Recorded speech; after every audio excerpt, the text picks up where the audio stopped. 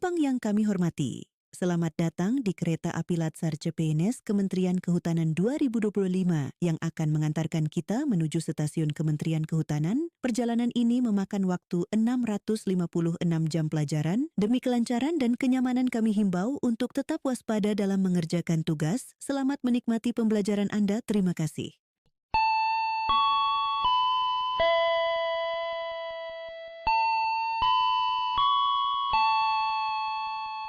Kereta berangkat,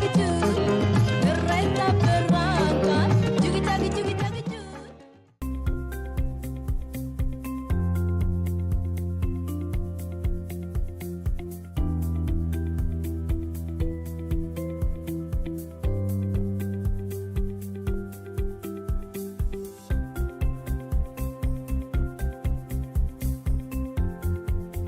Jonan seorang profesional dengan latar pendidikan internasional.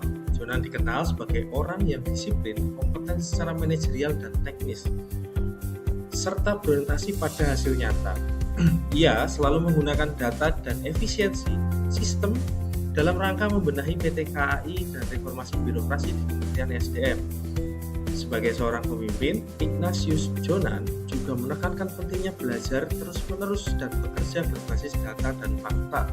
Ia mendorong pegawainya untuk tidak hanya bekerja keras, tetapi juga harus bekerja cerdas dengan meningkatkan kemampuan diri, selalu mengembangkan diri, bekerja profesional dan memberikan hasil terbaik. Saat ini, transportasi kereta api adalah moda favorit untuk bepergian bagi warga Indonesia. Dan orang yang berada di balik kesuksesan ini adalah Bapak Ignatius Jonan.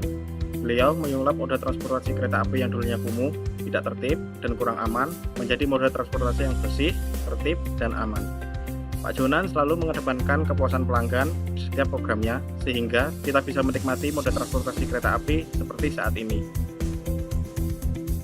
Implementasi nilai akuntabel yang dilakukan oleh Bapak Ignatius Jonan adalah menerapkan good will government dengan melakukan perubahan seperti inovatif, strategi, dan budaya SDM sehingga mendapat beberapa penghargaan seperti The Best CEO BUMN, popularitas dari BUMN pada tahun 2014, penghargaan People of the Year tahun 2017, dan tidak pernah tersangkut masalah hukum.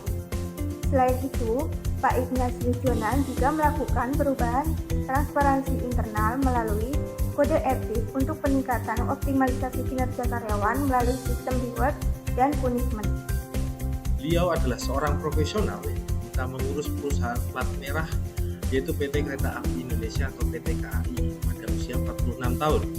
Banyak gebrakan yang dibuat oleh beliau, mulai dari pemberantasan pencalonan tiket, menerapkan sistem boarding pass, tiket daring, hingga penjualan tiket melalui toko retail.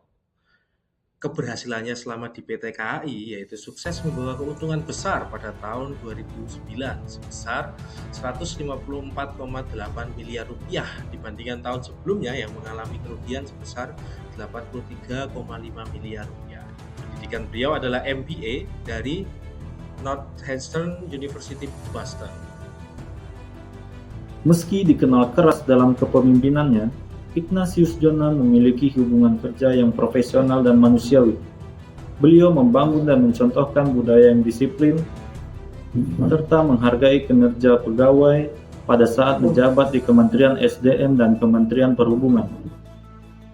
Dan juga beliau memperluas akses listrik dan air di daerah 3T, daerah tertinggal, terdepan, dan terluar. Ignatius Jonan memiliki loyalitas yang tinggi. Beliau memiliki loyalitas kepada negara dan rakyat, bukan pada kepentingan politik atau kekuasaan. Beliau kerap menolak perintah dan kebijakan yang menurut beliau tidak tepat. Walaupun berasal dari perintah atasannya langsung, namun tetap menyampaikannya dengan profesional. Saya tidak sepakat soal itu. Dan selama saya di sini, saya tidak bersedia mengoperasikan. Bapak Ignatius Jonan merupakan salah satu contoh figur yang adaptif, terlihat dari kemampuannya berubah secara cepat saat berpindah karir ke sektor lain. Beliau awalnya seorang bankir yang kemudian berpindah ke sektor transportasi sebagai direktur utama PT KAI pada tahun 2009. Lompatan kedua beliau saat diangkat menjadi Menteri SDM, sektor yang sangat teknis, sangat jauh dari sektor pelayanan publik serta sektor transportasi. Sikap kolaboratif yang dimiliki Bapak Ignatius Jonan dapat terlihat dari kemampuannya menjalin kerjasama yang strategis dalam mengatasi permasalahan yang ada di PT KAI, seperti inefisiensi serta praktik percaloan yang membutuhkan solusi berbasis teknologi.